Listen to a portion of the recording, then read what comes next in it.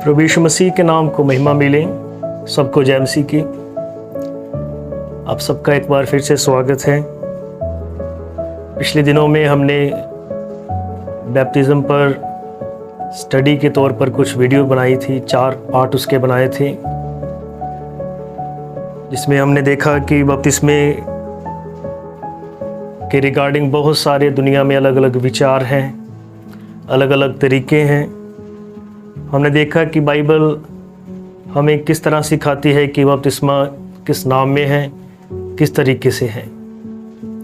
तो इसी तरीके से हम आगे बढ़ते हुए गॉड हेड पर, परमेश्वर तत्व की समझ पर कि परमेश्वर कौन है, कितने हैं, क्योंकि इस पर भी बहुत अलग अलग विचार हैं। ट्रिनिटी है, वननेस है, ओनली जीसस है, यहोवा विटनेस है। और हम बाइबल में से देखेंगे कि असल में बाइबल का जो असली प्रकाशन है परमेश्वर के बारे में कि परमेश्वर कौन है, कितने हैं, इसको हम बाइबल में से देखेंगे। तो मेरी रिक्वेस्ट है कि सब बातें बहुत डिटेल में वीडियो में नहीं रखी जा सकती, इसलिए जो भाई बहन इन स्टडी की वीडियो को देखते हैं, आपको आज़ादी है, अगर आप चाहें कभी भी कांटेक्ट करना। हम मिल के मसीहत में इन वीडियो के विषय में बैठ के बाइबल के अनुसार बात कर सकते हैं,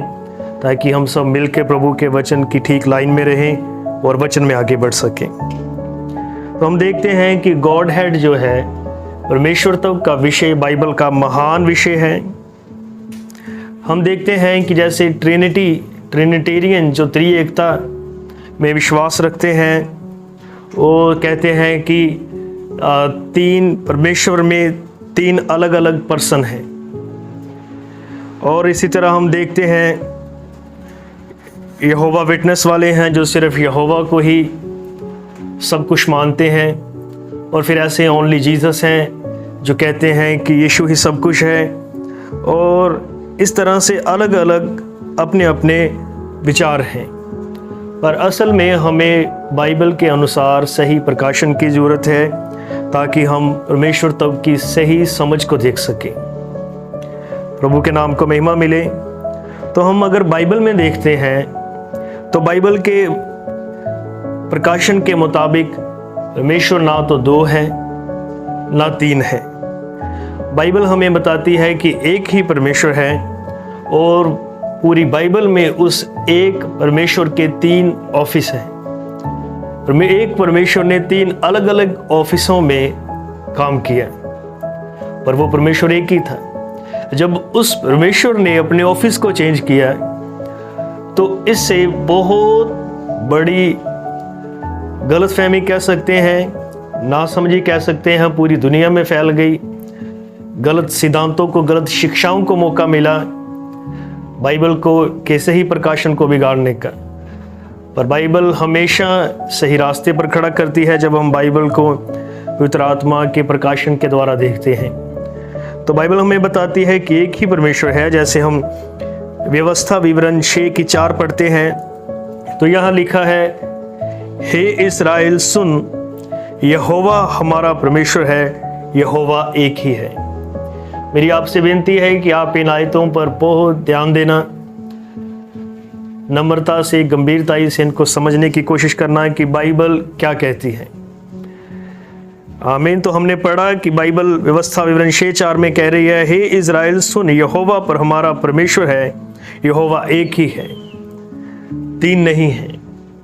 इसी तरह यशायाह 44:24 हम पढ़ते हैं, तो वहाँ लिखा है, यहोवा तेरा उद्धार करता जो तुझे गर्भ ही से बनाता आया है, यूं कहता है, मैं यहोवा ही सबका बनाने वाला हूँ, जिसने अकेले ही आकाश को ताना और पृथ्वी को अपनी ही शक्ति से फैलाया है।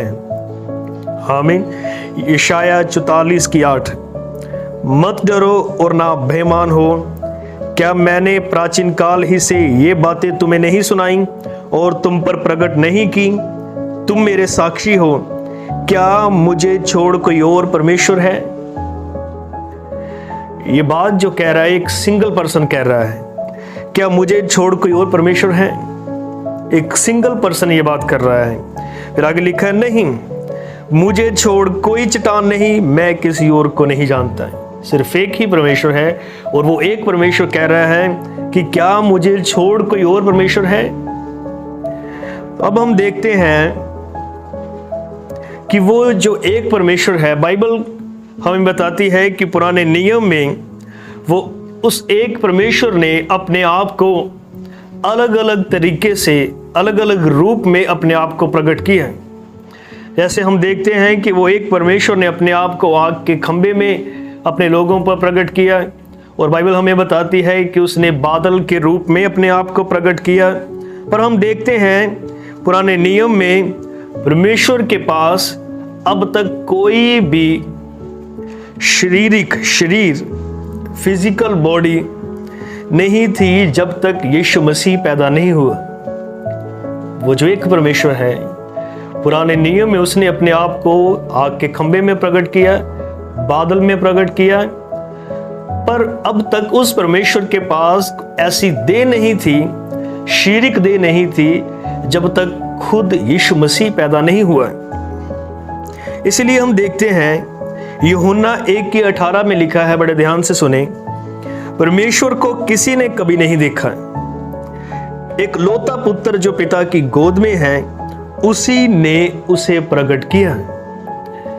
यीशु मसीह ने पिता को यानी परमेश्वर को प्रकट किया। हम कह सकते हैं कि जब परमेश्वर ने अपने आप को शरीर में प्रकट किया, फिजिकल बॉडी में प्रकट किया, तो उसने अपने आप को यीशु मसीह में प्रकट किया। तो हम कह सकते हैं कि यीशु मसीह परमेश्वर का प्रकटीकरण था।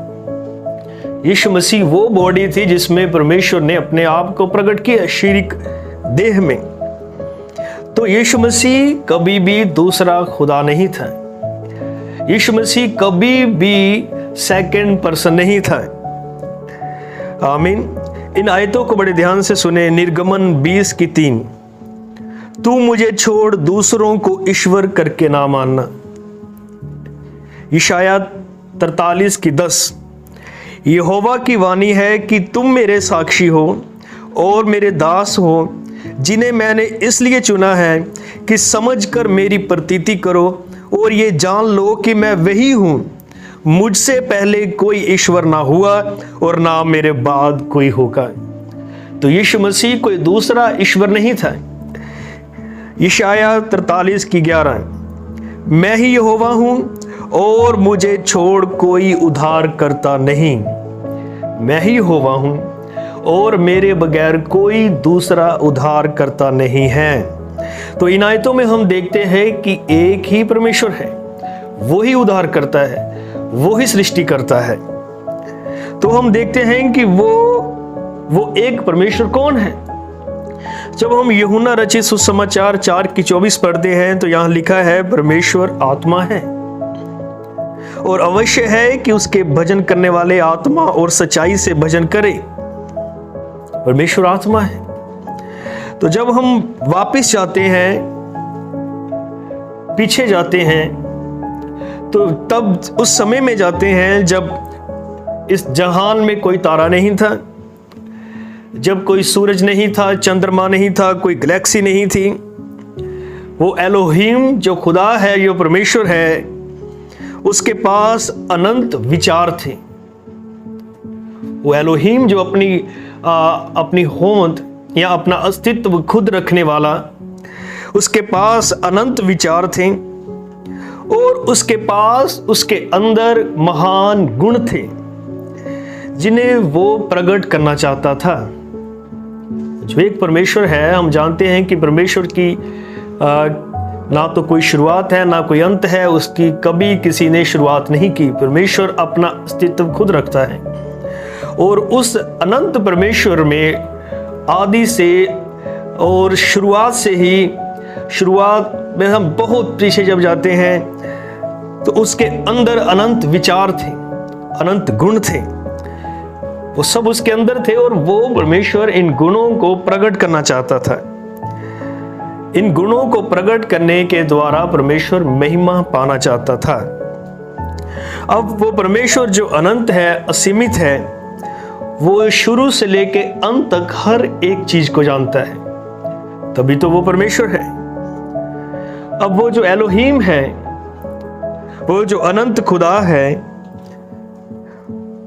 परमेश्वर बनना चाहता था, गॉड बनना चाहता था। गॉड का मतलब है द ऑब्जेक्ट ऑफ वर्शिप, आराधना की वस्तु। पर हम देखते हैं कि जब परमेश्वर अपने आप में स्वयं है, अकेला है, अपना अस्तित्व आप रखता है, उस वक्त वहां कोई नहीं है जो उसकी आराधना करे। पर परमेश्वर इस लायक है कि उसकी आराधना की जाए। परमेश्वर का यह गुण है कि वो आराधना के योग्य है, पर आराधना करने वाला अभी कोई नहीं है। तो परमेश्वर इसी तरह अपने गुणों को प्रकट करने के लिए आगे काम करेगा ताकि उसके गुण प्रकट हो। तो हम देखते हैं कि परमेश्वर ने स्वर्गदूतों को बनाया इसी तरह ताकि स्वर्गदूत उसकी आराधना कर सके। और जब स्वर्गदूत उसकी आराधना कर रहे हैं, अब परमेश्वर वो है जिसकी आराधना हो रही है। स्वर्गदूतों को बनाने के बाद उसकी आराधना हो रही है, और परमेश्वर का जो गुण था कि वो आराधना के लायक है, अब वो गुण प्रकट किया, उसने गुण प्रकट किया। स्वर्गदूत अब उसकी आराधना कर रहे थे।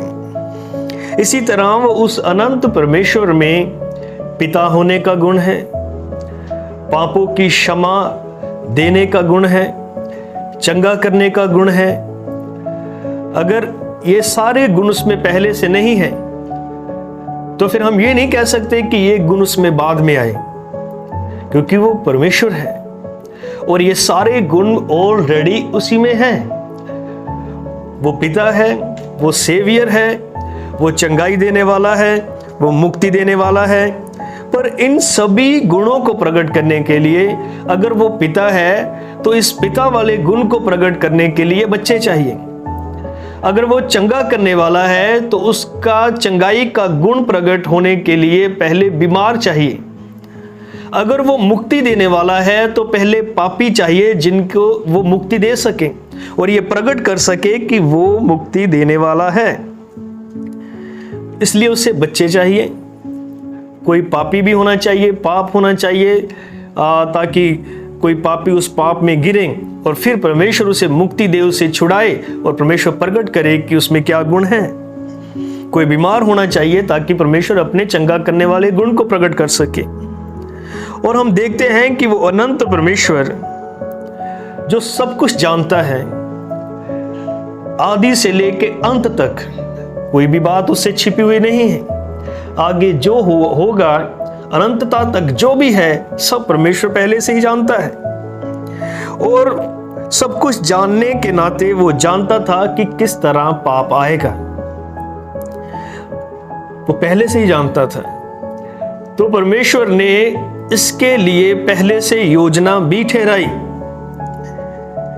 वो जानता था कि उसकी जो योजना है पापों से मुक्ति के लिए, वो लहू होगा। पापों से क्षमा के लिए लहू उसकी योजना में था। परमेश्वर पहले से ही जानता था, और पहले से ही जानता था कि कौन उसके छुटकारे की योजना को स्वीकार करेगा। बाइबल ये बताती है, जब हम पढ़ते हैं प्रकाशित वाक्य 13:8, वहां लिखा है, और पृथ्वी के वे सब रहने वाले जिनके नाम उस मेमने के जीवन की पुस्तक में लिखे नहीं गए, जो जगत की उत्पत्ति के समय से घात हुआ, उस पशु की पूजा करेंगे। यहाँ हम देख रहे हैं कि वो मेमना जगत की उत्पत्ति से पहले ही घात हुआ। कहाँ? परमेश्वर के विचारों में वो पहले ही घात हुआ। ये नहीं कि जब यीशु मसीह सलीब पर उसने अपनी जान दी, उस वक्त वो कुर्बान हुआ। ये मेमना महान योजना में, परमेश्वर के विचारों में पहले से ही घात हो चुका था। अगर वो योजना में पहले से घात हो रहा है, तो फिर पहले से परमेश्वर का प्लान है, वो लोग भी हैं जिनके लिए वो घात हो रहा है।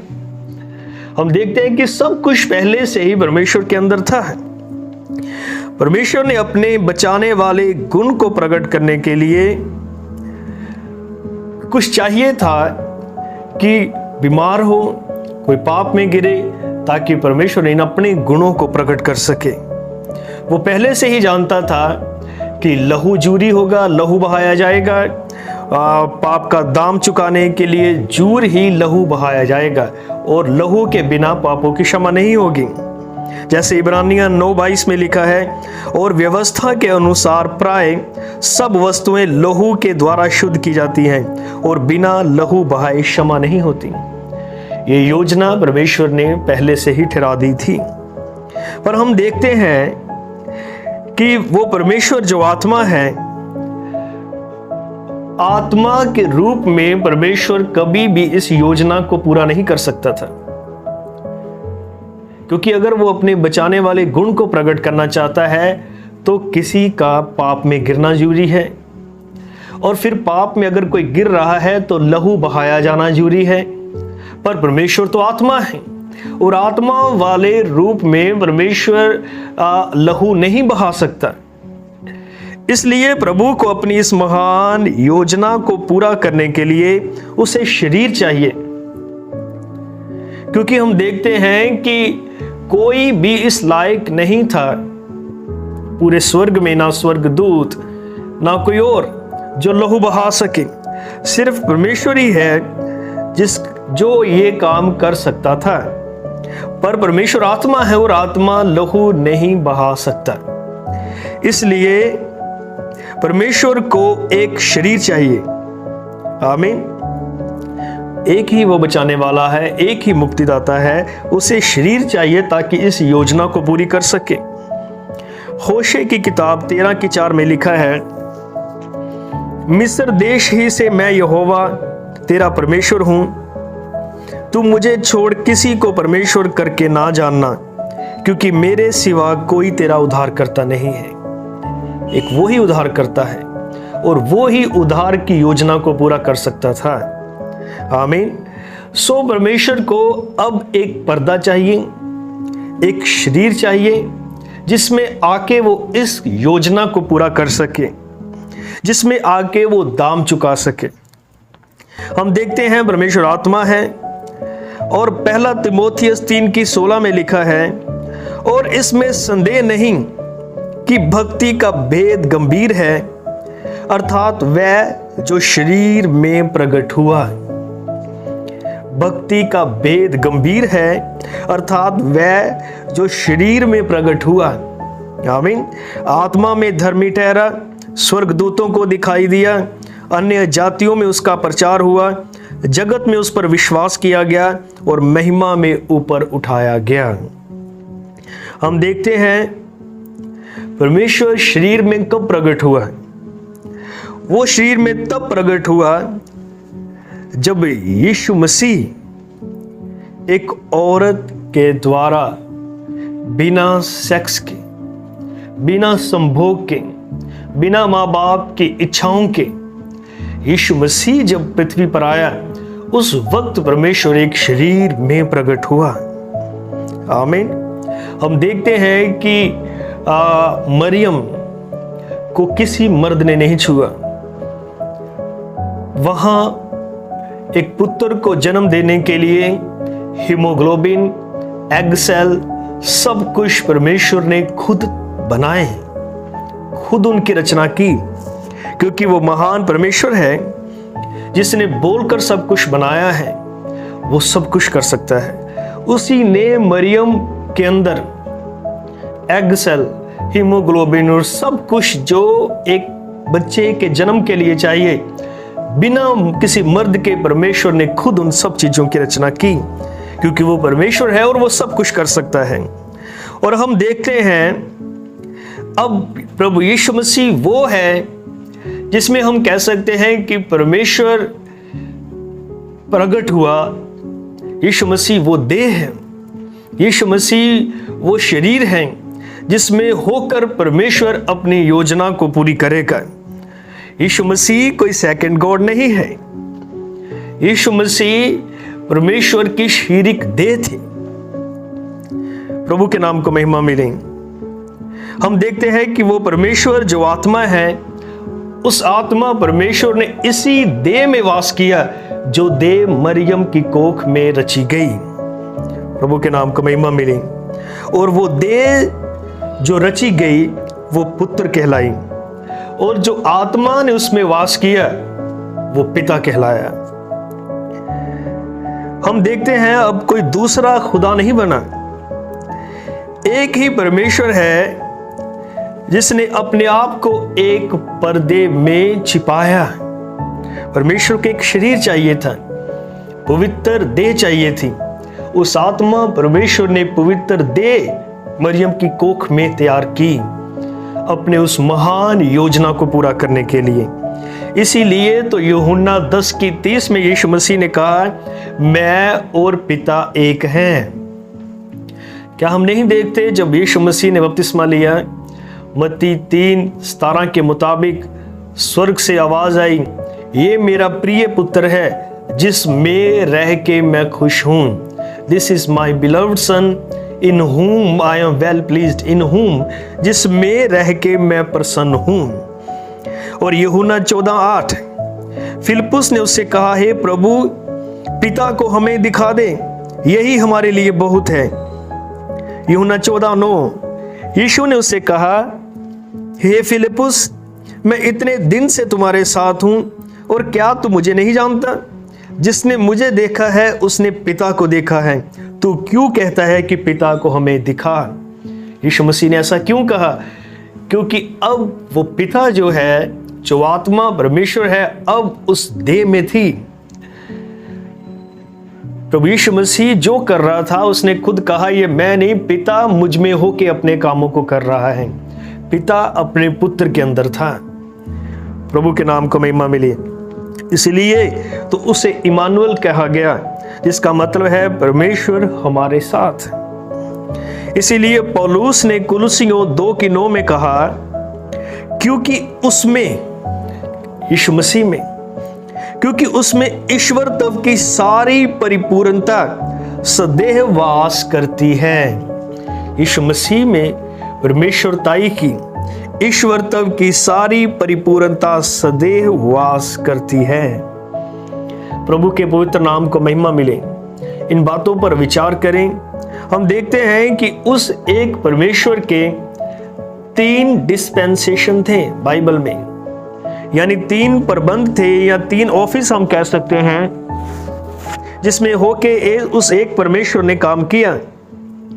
आइए उन 3 डिस्पेंसेशन को या परमेश्वर के 3 प्रबंध को या 3 ऑफिस के उसके कार्य को जो उसने 3 ऑफिसों में किए, उसको समझने की कोशिश करते हैं।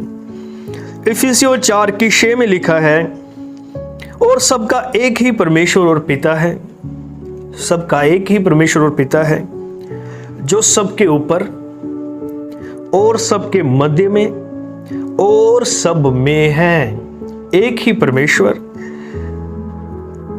सबका एक ही पिता परमेश्वर है, जो सबके ऊपर, सबके मध्य और सब में है।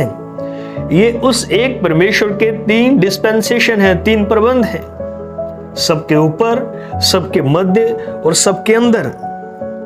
हम देखते हैं कि जब वो परमेश्वर पिता वाले प्रबंध में था या पिता वाले ऑफिस में था, वो सबके ऊपर था, वहां जहां उसे कोई छू नहीं सकता। आमीन। पुराना नियम हमें बताता है कि उस महान परमेश्वर को, पिता को कोई भी छू नहीं सकता था। उस वक्त वो सबके ऊपर था।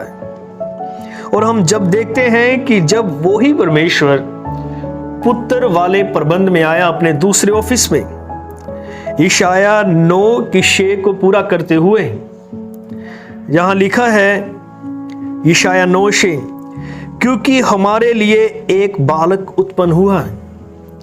वो एक परमेश्वर पिता जो सबके ऊपर है, अपने दूसरे ऑफिस में आ रहा है, सबके मध्य वाले ऑफिस में, अपने दूसरे डिस्पेंसेशन में, इस लिखत को पूरा करते हुए यशायाह 9:6 को, क्योंकि हमारे लिए एक बालक उत्पन्न हुआ, हमें एक पुत्र दिया गया है, और प्रभुता उसके कांधे पर होगी, और उसका नाम अद्भुत युक्ति करने वाला, पराक्रमी परमेश्वर।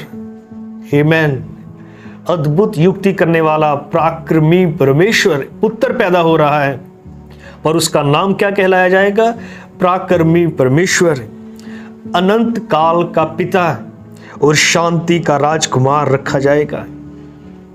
ये था परमेश्वर जब अपने दूसरे डिस्पेंसेशन में काम कर रहा है, आमीन, अपने पुत्र वाले ऑफिस में काम कर रहा है।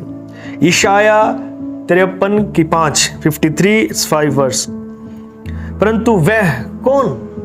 वही परमेश्वर, वही एक परमेश्वर, परंतु वह हमारे ही अपराधों के कारण घायल किया गया, वह हमारे अधर्म के कामों के हेतु कुचला गया। वही एक खुदा है, हमारे अपराधों के कारण घायल किया गया, कोई दूसरा नहीं, क्योंकि कोई दूसरा मुक्ति नहीं दे सकता, कोई दूसरा बचा नहीं सकता, इसलिए वही परमेश्वर है।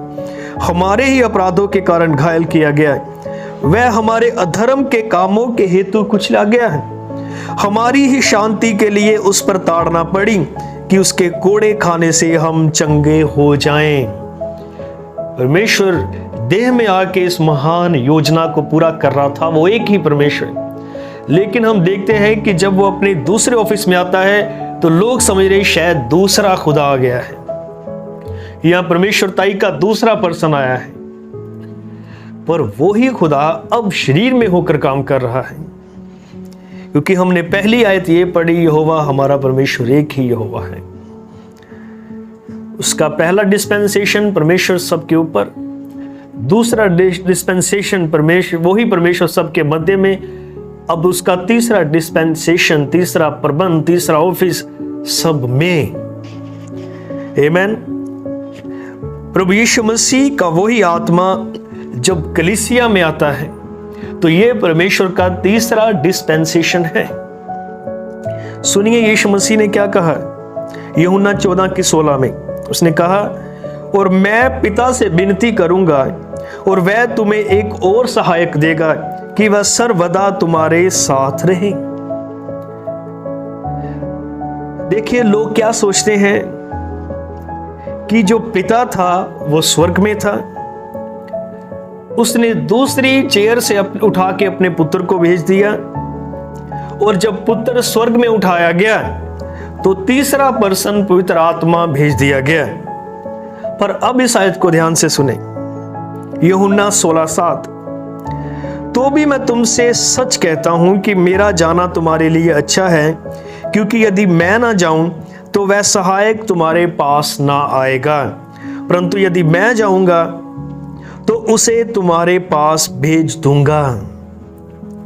वो कह रहा है कि मेरा जाना आवश्यक है, मैं जाऊंगा और उसे तुम्हारे पास, यानी दूसरे सहायक को मैं तुम्हारे पास भेज दूंगा। तो फिर उसने क्या कहा, ये बड़े ध्यान से सुनना, यूहन्ना 14:16।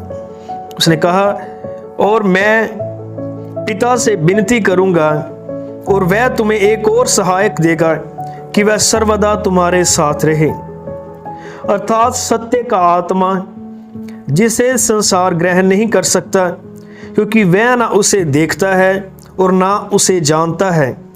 तुम उसे जानते हो, क्योंकि वह तुम्हारे साथ रहता है और वह तुम में होगा। पहले उसने कहा कि मैं सहायक भेजूंगा, और अब वो कह रहा है क्योंकि वो तुम्हारे साथ रहता है। साथ कैसे था वो जो यीशु मसीह के अंदर बात कर रहा था, वो ही तो आत्मा था जिसने दोबारा कलीसिया में आना था। इसलिए तो उसने कहा क्योंकि वह तुम्हारे साथ रहता है और वह तुम में होगा। कोई तीसरा पर्सन नहीं आ रहा था, वही आत्मा जो चेलों के साथ था। कब? जब यीशु के अंदर बात कर रहा है, वही आत्मा तुम में होगा। एक ही वही आत्मा। Praise the Lord. क्या हम नहीं जानते? अब इसकी 18 सुने, यूहन्ना 14:18। उसने कहा, मैं तुम्हें अनाथ ना छोड़ूंगा, मैं तुम्हें अनाथ ना छोड़ूंगा, मैं तुम्हारे पास आता हूं। क्या हम नहीं देखते प्रेरितों के काम 9:4 में, जब पौलुस को आग का खंभा मिला दमिश्क के मार्ग पर, तो हम जानते हैं कि पौलुस बाइबल का ज्ञान रखने वाला विद्वान, जब उसने उस आग के खंभे को देखा तो उसने उस आग के खंभे को क्या कहा? उसने उसे प्रभु कहा। प्रभु तू कौन है? पौलुस वो शाऊल किसी को प्रभु नहीं कह सकता था। उसे पता था कि आग के खंभे में आने वाला एक ही परमेश्वर, एक ही प्रभु है जो पिता है। इसलिए उसने उसे कहा, प्रभु तू कौन है? तो प्रेरितों के काम 9:4 जवाब देता है, और वह भूमि पर गिर पड़ा और ये शब्द सुना कि हे शाऊल तू मुझे क्यों सताता है? प्रेरितों के काम 9:5 उसने पूछा, हे प्रभु तू कौन है? उसने कहा, मैं यीशु हूं जिसे तू सताता है। मैं यीशु हूं जिसे तू सताता है। अब हम देखते हैं कि वो पौलुस तो कलीसिया को सता रहा था, वो तो यीशु को मिला ही नहीं। पर यीशु कह रहा है कि तू मुझे क्यों सताता है?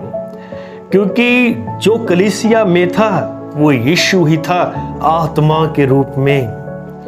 परमेश्वर एक ही परमेश्वर जो पिता है, वो ही पुत्र बना और वो ही पवित्र आत्मा के रूप में अपनी कलीसिया में था। वन गॉड इन 3 डिफरेंट ऑफिसेस, 3 अलग अलग डिस्पेंसेशन में एक ही परमेश्वर काम कर रहा था। आमीन। 3 परमेश्वर नहीं है, एक ही परमेश्वर ने 3 ऑफिसों में काम किया है। इससे वो 3 नहीं बन गए, एक ही परमेश्वर अलग अलग जगह पे काम कर रहा है। इसलिए प्रकाशित वाक्य 1:8 कहता है, प्रभु परमेश्वर वह है जो है और जो था और जो आने वाला है, जो सर्वशक्तिमान है, ये कहता है कि मैं ही अल्फा और ओमेगा हूं। प्रकाशित वाक्य 1:17 और 18।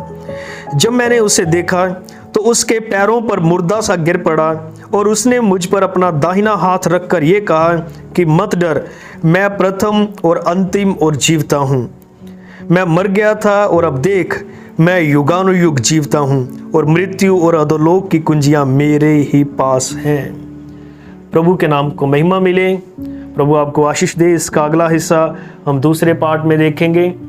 एक ही परमेश्वर है जिसने 3 अलग अलग डिस्पेंसेशन में काम किए। प्रभु आप सबको आशीष दे, इन बातों पर ध्यान दे। अगर आपका कोई सवाल है इन बातों के रिगार्डिंग तो आप हमसे संपर्क कर सकते हैं। सबको जय मसीह की।